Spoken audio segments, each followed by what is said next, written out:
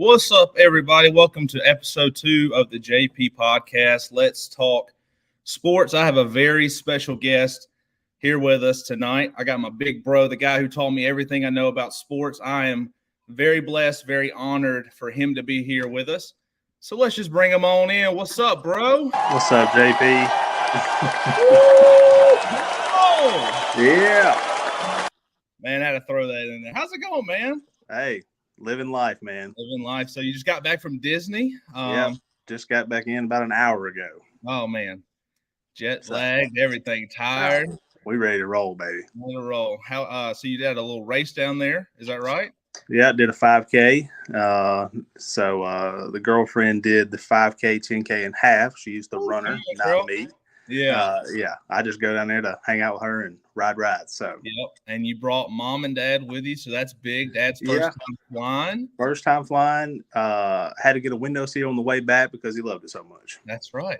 He said he got the nerves out the way because you drove there to the airport. And he's like, I'm good now. Like, yeah. Got scared. I'm great. Let's just ride. 80. Go 80, 85 down to go to Birmingham. You'll be fine. You're good, man. You're good. Welcome. Like I said, it is an honor to have you here. This is probably going to be my favorite podcast that I do by far.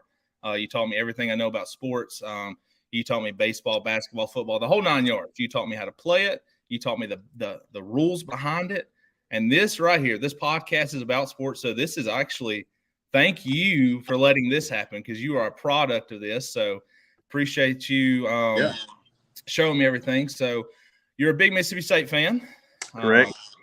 Grew up looking at that, and I cheered with you. And I've, went through the ups and lows and stuff like that, and I kind of parted ways after I got married, which is fine. But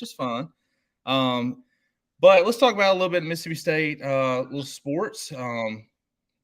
Baseball is big right now, and I know basketball is too. Basketball don't look too bad. Girls look okay and stuff like that. Let's talk a little bit about baseball today. We're going to talk about Mississippi State baseball, talk about MLB. You love Mississippi State baseball. We both love the Atlanta Braves. So we're going to knock both of those out, get a little trivia here at the end, and just enjoy our times together having this conversation. So let's start with Mississippi State baseball. Give me your thoughts on how the season's going so far and what you think the season will do going forward. You talk to some, you read some fan posts, you talk to some fans. The world has already caved in on Mississippi State sports because they haven't won a Friday game yet. Right. But then they come back on Saturday and Sunday and they put up 14, 15 runs, 16 runs today, against coming in. It was a 4-0 Arizona State team coming in, So I don't know. I've got a stat here. Let me tell you this stat here. Up until Tuesday night when Jurangelo, our two-handed pitcher, pitched, right? Great stuff. Robbie Falk, buddy of mine that I worked with at the Starkville Daily News for a year. Freshman pitchers through the first 6 games, 21 innings pitched to a 1.31 ERA. Everybody else, 32 innings pitched to a nearly 10 ERA. Oh, wow. So you got Cade Smith, who's, senior, Casey Hunt, senior, graduate senior, right? Yeah. Guys have been around the program 3 or 4 years. Can't throw strikes. But yet, Mamona's just throwing him back out there on Friday nights. He's got trust in him, right? And so far, it hasn't paid off. Casey Hunt got lit up. Cade Smith got lit up. Yep. Parker Stinnett lit up. These are 3 guys who have been there for, 3, 4, maybe 5 years. I don't know off the top of my head. I know they've been there forever. Right. So, you need guys like that to step up, start pitching a little better. And if that happens, State was picked last in the SEC by the coaches in the West. I think Ole Miss may have a little bit better baseball team coming off the World Series. Right. State 2 years off of it. Last year had a bunch of pitching hurt. Yeah. I see them. I see them hosting a regional, possibly a super regional, but they got to get the pitching locked down. Right. You were talking about those freshmen and the ERA that they had, and the only thing that I can think of is like if they stay healthy, they stay good. Mississippi State pitching is going to be hard to handle in a couple years. They might be hard to handle this year if those freshmen still do their thing. It's one of those. If you can play, you play. Yeah. I don't care if you've been there for 5 years and you started all 5 years. If somebody's better than you, they get in your spot. Right. You want to win. You got to, as a coach, you're hired to win. You're not hired to play the guy that's been there 5 years. Right. So he changed up the pitching this weekend. Of course, I've been at Disney. Kind of kept up with it just a little bit. Yesterday I know we won 5-1. I can't remember who we threw yesterday. I think it was one of our grad transfers from Bowling Green, possibly. Pitched good. Won 5-1. Took Casey Hunt off the weekend rotation. So we'll see what happens with Casey. I think he's good talent, good strong arm. May see him in a closer role, 7th, 8th inning guy, because you got Aaron Downs and Nixon at the end of that bullpen that are lights out. So. Sure. And you were talking about Drongolo. We tried to pronounce his name earlier and kind of butchered it a little bit. Ambidextrous. So right-handed he throws 97, left-handed he throws 92. I don't know if you remember this, but the last time that I remember anybody doing this was Pat Benedetti. Yes, and I remember you telling me about this guy when we were younger. You're like, this dude can throw both sides. I'm like, dude, you're bullcrapping me. And I pulled it up, and I'm like, dude, that's freaking sweet. He pops the glove one way, back and stuff like that. But so Vendetti has that glove, right? And he was a little submarine-ish. Yeah. Right? Durangelo is a over the top, hit you with 92, 94 on the left side with a little bit better break on his breaking balls. And then he's going to throw that high fastball from the right side. Yeah. And what's cool about him, he don't flip his glove. He's got a 6-finger glove that he just turns one way or the other. So very talented. Could have went in the draft. He got picked in mid rounds, I think, if I remember correctly. But chose to come to state. I think if he stays healthy, look out. Yeah, for sure. All right, we're going to go to a quick commercial. About 30 seconds. We're going to do a little commercial. And we're going to jump into the MLB side with the Atlanta Braves and some stuff on that. So just sit tight and enjoy this commercial. Oasis Grooming Barbershop, changing lives, one cut at a time. Shank It Golf. Do you know someone who keeps wearing that boring golf gear every time they play? Look no farther than Shank It Golf. They have the best polos and hats around. Just like the saying goes, feel good, play good. Use my code to get 15% off, and that's JPFEARS. Woo! All right, we are back.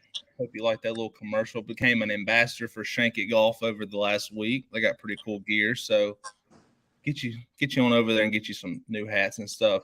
All right, let's get over to the MLB. Atlanta Braves. That's our team. That was our nanny's team. We went and watched games with her before she passed and stuff. What are your thoughts on the upcoming season for the Atlanta Braves? 5 straight division titles. I don't see why it won't be 6. Yeah. Bottom line. They're just good. I mean, what we say, 7 or 8 players in the top 100. Yeah, 7 top 100s. I think the Dodgers and Astros had 8. Yeah. Maybe the Mets had 7 or 8 as well. So they drafted, who all did they draft? Who drafted everybody? Come on. The Mets, you're looking at, can you trust 2 40-plus-year-old guys who throw the ball hard? Yep. The last two seasons with Scherzer, with one with the Dodgers, one with the Mets. Yep. Can't get out of the 3rd inning. That's right. Yeah. That's my take on it. I don't know. The lineup, can Lindor keep having another good year? I think Lindor is a fantastic player. Yep. But outside of that, I mean, I know you got the polar bear. You got the polar bear. Yep. Pete Alonso. But he's a 250, maybe give you 30, 40 bombs. So, we'll see. There's a lot of new rule changes. So we'll see how that plays in effect. Yeah, you talking about the rule changes. What about the clock violation? That's the new one. So the rule says under new rules introduced this season, pitchers have 15 seconds to begin their delivery when no runners are on base, 20 seconds when someone is on base. Batters are awarded a ball if the clock expires without the pitcher delivering, but they get a strike if they're not set in the box by the time the clock reaches 8 seconds. So this couple weeks ago, or A couple days ago, yeah. A couple days ago, Boston versus Atlanta in the preseason. Everybody knows preseason, there's no extra innings. We're trying to wind it down. But the reason for this is to speed the game up. Baseball's a slow game, which I don't get, honestly. I love going to games, watching games, and just like old school times. But Cal Conley's at the bat. He's not set. Bases loaded, 6-6. Full count. Strike 3. Ball game. Ends the game. Yeah. How many games is it going to be like that this season? Like, what are your thoughts on the clock violation? Like, this ain't basketball. We don't get no 30-second shot clock. Come on, man. I saw a stat that said last year's average MLB game was a little over 3 hours long. They played 10 to 12 spring training games yesterday. The longest game might have been 2 hours and 50 minutes, with most of them being somewhere between 2 hours and 10 minutes and 2 hours and 20. Yeah. I mean, you're knocking the game down nearly an hour from where it was at last year because of this pitch clock, I don't know. I feel like, in a sense, I like the game being a little faster, But at the same time, will this rush pitchers? Are we going to have more arm injuries? They've tried it in the minors, of course, last year. They had success with it. But, there's a difference between AA, AAA, and MLB. You're playing at the highest level. I don't want Max Fried getting up there and realizing, oh, crap, I got 3 seconds to throw the ball, and he's not in his windup, and he rushes a pitch and, throws his elbow out. That's a race. Or even guys like Clayton Kershaw, who takes his times. He's got that slow wind up. Or the guy from the Dodgers who cradles the baby before he gets out there. Like the Astros guy. Yeah. Yeah, I'm just trying to figure out, like you said, will it injure somebody? Like, what will you think it do to those pitchers? Like, I feel like it will hurt somebody, to be honest with you. That's what you get. You got spring training. You got guys, like you mentioned from the Astros that rocks the baby, right? Yeah. He's not gonna be able to do that. That's his. Yep. That's his comfort spot. Will Clayton Kershaw be able to get his big wind up down in 15 seconds? Kenley Jansen, that has to tuck his hip in 15 times before he throws that cutter. Yeah, he's not anymore. So let him get. I read an article last night that Brian Sticker said, was talking about the game or whatever, and how just it blew his mind, that happened. Conley's got both feet in the box. He's just not in a hitting position. Used to you had 1 foot outside the box meant, I'm not ready. Pitcher can't throw the ball. Yep. I don't understand the whole, hey, both feet's in the box, throw the ball. Yeah. Throw it. They were talking about guys like Nomar Garcia-Parra and David Ortiz and stuff. I mean, they'd strike out before they even could swing the bat. Got in there. Nomar's fixing his batting glove 17 times before he can get the bat off of. Yeah. So I get it. Or Ken Griffey's up there, or not Ken Griffey. You got Gary Sheffield up there. Yeah. So I think it'll be an adjustment. Like I said, it will speed the game up. I get that thing. I think it'll be an adjustment. These rule changes are going to more of it's not about strategy anymore, because you can't do the shift, right? You can only pitch over twice as a pitcher. So I think you're going to see a lot more back picks from catcher to first. For sure. Like I said, the shift being gone. Matt Olson got a hit yesterday in the spring training game in a spot that he got out like 50% of the time where he hit the ball. Matt Olson may hit 500 this year. Might do it, for sure. But I think MLB wants the games to be 10-5, 10-7 instead of 1-0. Yeah. I like the 1-0 game if my team's on the 1-0. For sure. You know what I'm saying? So I do think the pitchers are going to have to locate a little more. I think you may see a dip in velocity. Yeah. I still think your guys like Spencer Strider, they're going to throw 98 to 100, right? That's just how he's built. Yeah. But I think you may see guys who were throwing 95, 96 they got the time to do it. Yep. You may see them go more, I don't have my shift. So if he's late on the ball, it's not going in the shift where I think it's going to go. I think you may see those guys pull back a couple miles and try to almost, 2023 Greg Maddux it with 95 on the outside corner with a two-seam fastball instead of, you know what I'm saying? So, right. So do you think more guys will go out of the windup into the stretch because of this? No. I think all spring training you're going to see guys just work on it. I think 20 seconds without it, or was it 20 seconds without a guy on, 15 with a guy on, or is it opposite 15, of that? 15 without somebody, 20 with somebody on. Yeah, so I think 15. That's plenty of time. Yeah, but you're gonna, they went to the automatic calls in the hat, right? Instead of putting the fingers down. Not all teams are doing it. The Braves got into it late. Yeah. I think you'll see. Let's take Max Fried, right? First pitch fastball, boom. Nobody's on. He's got 15 seconds. Once he gets the ball from new catcher Sean Murphy or Travis Narno, whoever's catching, he's back on the rubber, and it's beep beep beep beep beep. Hey, curveball, changeup, hit me with another fastball, right? And they'll give location, and he's just got to go. By the time you're in 12 seconds, if you got a LinkedIn windup, you got to go. Right, for sure. How does the Braves move forward without Dansby this year, you think?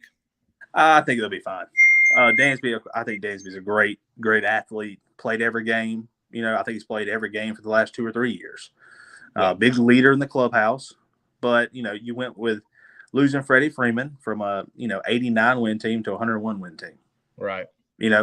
I think Grissom gets the job. There's a lot of people skeptical of Grissom in his defense. He's been working with, the best defensive guru out there, Ron Washington, all offseason. Yeah.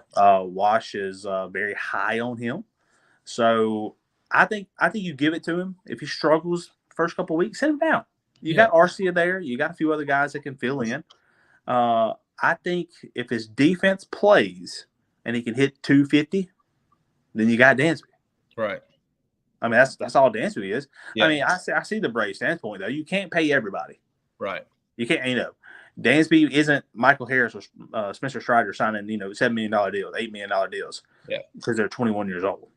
Now, Vaughn has a good first couple months of the season. You may see Vaughn get an extension. Yeah. Sure. But, look, love Dansby. Love what he did for the Braves. Been a Dansby guy since he, was at Vanderbilt, okay? Yeah, for sure. Is he worth $20-something million a year? I don't know. Let the Cubs find out. Yeah, for sure. What do you think? So you touched on Vaughn Grissom. What do you think about Strider and Michael Harris? Year number 2. You talked a little bit about Strider with the new change and stuff like that. How do you think they're going to produce in year number 2? A lot of people high on Strider. A lot of people.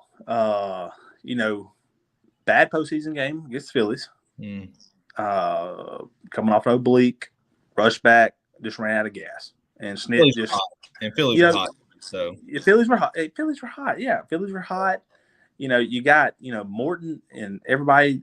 Fried had been sick for a couple of weeks. It was bad timing. You chase the Mets down. You take over the division. From the team that their big sports writer Sal dude was like in June was like it's over. Yeah. 10.5, 12.5, lead, and then we came back and caught them. I think we were out of gas. Fried was sick. Strider was hurt. Morton got hurt. Yep. There you go. You got 3 guys that had been there all year, and then you got nothing. And then you ran into a hot team. Yeah. So. And then you just throw a bullpen too. So. Yeah. Strider though, if he's healthy, I've watched some YouTube videos on his preparation. He is very meticulous. Stretches a lot. He's strong. Like I said, people talking Cy Young, top 3, top 5. Look, if Strider can go 12-5 with a sub-3 RA, Braves are going to be division winners again. Yeah. But Strider, I'm not even worried about. It's that 5th spot. Because you got Fried. He's your ace. Strider and Kyle Wright, 2-3. Morton's going to be your 4th. Your 5th guy is going to come down to possibly, hopefully. I'm a big Mike Soroka guy. Yep. I was about to say. And he's come back healthy. Yeah. He's already limited in spring training again. Yep. Right. Ian Anderson got demoted last year. Big Force the year before. Got demoted last year. Fastball changeup, throws from that weird angle. Yep. Has developed a slider. And there's some few batters on the Braves who faced him in spring said it comes out of the same slot, and if it's on, it's nasty. Yeah. So hey, 6 pitchers ain't bad. Right. For sure. But we'll see. Yeah, I think Spencer will have a good year. For first full season, as a start. Mm-hmm. We used him out of the pen a lot last year, so I think he's going to be all right. I think he'll be one that's going to be good for a while. Change his number to 99 for the Wild thing for Major League. Yeah. So, but then Michael Harris. I think hitters are different than pitchers. Michael Harris, I think, is a gifted athlete. Don't get me wrong, gifted athlete. I think you'll see struggles. I do. You saw him last year, and then he'd go through a 15-20 at bat to where he looked lost at the plate, and then boom, was hit 2 homers in a game. Let's steal 2 bases. Let's play. But one thing he's going to give you is excellent defense. For sure. And I think as long as he's in center field playing excellent defense, if he's going 1 for 20, he's not coming out. Right. I mean, that's your everyday center fielder for the next 10 years. Right. I love the story. I don't know if you ever heard it. When he got called up to the Braves, he calls his dad, and he's like, "Hey, hang on a second, I got to call mom." He's like, "Bro, she's sitting right next to me in bed." He's like, "No." And he calls her and says, "Hey, I got called up." They're like, "Oh, you're going to the AAA?" No. Straight the pros, man. I'm going straight there. So yep. That's good stuff. What about, and I love this pickup we got this offseason, is Sean Murphy. Yeah. I think we kind of got a steal in a way. Yeah. What do you think he's going to do this year? Alex Anthopoulos is probably one of the smartest analytical GMs I think that's out there right now. You got shorter bases, bigger bags, shorter bases, right? Only 2 pickoffs by the pitcher. Murphy's got the second best arm behind JT Realmuto. I think he may have a little better arm. Yeah. I think it's a huge pickup. 27, 28 years old. Yeah. Signed him to an extension after we got traded for. I think he's a 275 to 300 hitter. I don't think he's going to hit 300. 275, 280, 25 bombs. Yeah. And I think he throws out 25 to 30% of base runners. Yep. I think it's a great trade. Yeah. I hated we lost Contreras. Love Contreras on the team. But he's not a catcher. Mm-mm. He's not. He doesn't have an arm. They tried him out in left field, and reports were he looked lost. You put a blind man out there, and he'd have better chances than William Contreras. Sure. Again, big Contreras guy. Loved his bat. Yeah. But, we'll see what he does with the Brewers. Is he going to be DH or is he going to be the catcher? I don't know. So for sure. All right. How about a little hot stove trivia for episode 2 of the JP podcast? Here's our question. What MLB baseball manager has the record for the most ejections? That's easy. Bobby Cox. Bobby Cox. Do you know how many he had? Got 126. It's actually 158 plus an addition of 3 in the postseason. I don't know if you remember. You probably do. Being at Nanny's house, she's, "Bobby, what are you doing over there getting thrown?" She's sitting there yelling at the TV and stuff, and it's like, man, oh Bobby. Well, I think we got another Hall of Famer as a manager for sure. What we got right now, so. Yeah, he's going to have to stick around a couple more years. Remember the Braves organization for like 50 years, I think. So just keep at it, man. Keep at it for sure. Man, that's we just talked about some state baseball, talked about some Atlanta Braves baseball. Man, I really appreciate you stepping in here and being live with me on the JP podcast episode 2. I promise you, this is probably going to be my favorite one by far, because you taught me everything that I know about sports, and I, learn every day and stuff like that. But it's because of you that you got me into it, so I really appreciate that. I hope you get some rest tonight, because I know you got to go to work tomorrow and work some long hours and sell some cars for us and stuff like that. So we appreciate you being here, and we're going to wind this thing down. So I will catch you later. All right, man? All right, man. Proud of you for doing this. All right. See ya. All right, bud. All right, guys. That was a great sit down conversation with my big bro. Like I said, he taught me everything I know. So thank you again, Jeremy, for being here and for just sitting here talking sports with me, because we both love it to death. So no, we're just gonna end it right here. So see y'all.